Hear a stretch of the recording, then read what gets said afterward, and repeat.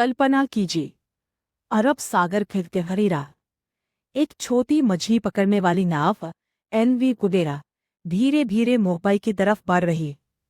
उसके अंदर 10 युवा काले कपड़ों में AK-47 थामे हुए, उनके चेहरे पर मौत की ठंडी चमक। लेकिन इससे पहले क्या कोई रोक सकता था उन्हें? नई दिल्ली, सितंबर 2008। रॉ के सीनियर एनालिस्ट विक्रम सिंह रात भर जागे हुए थे। उनके सामने पाकिस्तान के कराची से आई एक रिपोर्ट थी। लश्कर तैयबा के 10 फिदायीन समुद्री रास्ते से मुंबई घुसने वाले थे। मंगला डैम पर उनकी ट्रेनिंग पूरी हो चुकी थी। इन्फ्लेटेबल बोट्स तैयार थी।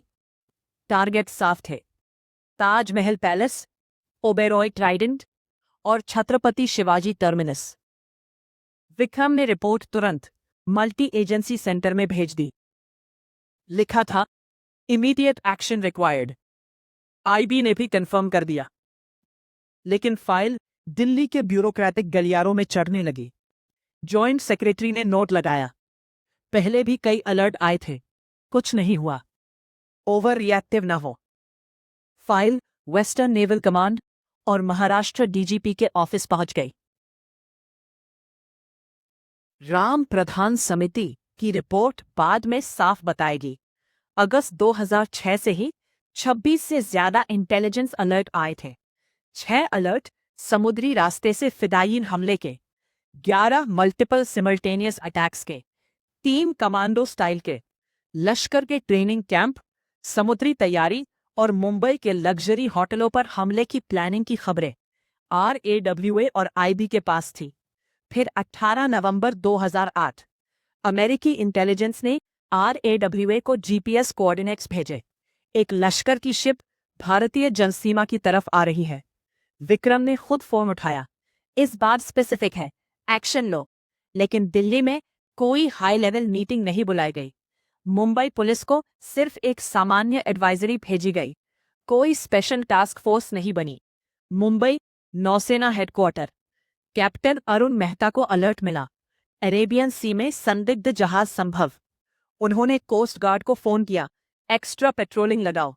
जवाब आया, सर नावी कम है, फ्यूल की समस्या है, रूटीन चेक ही चलेगा।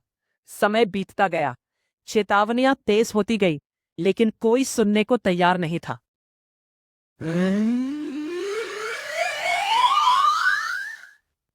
कोई सिंगल पॉइंट ऑफ कमांड नहीं।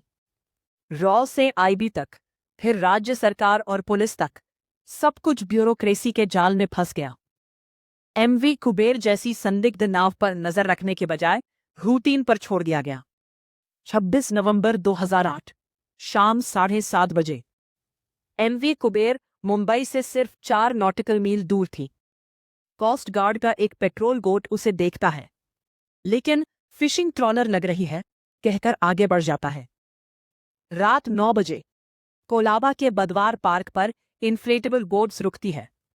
10 आतंकी उतरते हैं, हथियार लोड, चेहरे पर ठंडी मुस्कान। विक्रम सिंह उस रात घर पर टीवी देख रहा था। पहली खबर आई, ताज होटल में गोलीबारी। फाइल निकाली, सारी रिपोर्ट्स, अलर्ट्स, GPS कोऑर्डिनेट्स। आंखों में आंसू भर आए। अगर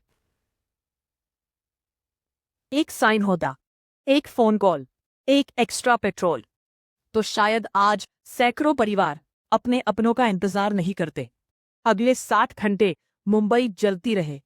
136 निर्दोष जिंदगियां चली गए। पेट्रोलिंग दोगुनी कर दी होती और लोकल पुलिस को सी बॉर्न थ्रेट की स्पष्ट ब्रीफिंग दी होती, तो ये त्रासदी रोकी जा सकती थी। कहानी सिर्फ एक रॉ ऑफिसर की नहीं, पूरे सिस्टम की है, जहां इंटेलिजेंस इकट्ठा होती है लेकिन एक्शन में नहीं बदल पाती। जहां सिस्टेमिक फेलियर शब्द इस्तेमाल होता है लेकिन जवाबदेही कभी तय नहीं होती।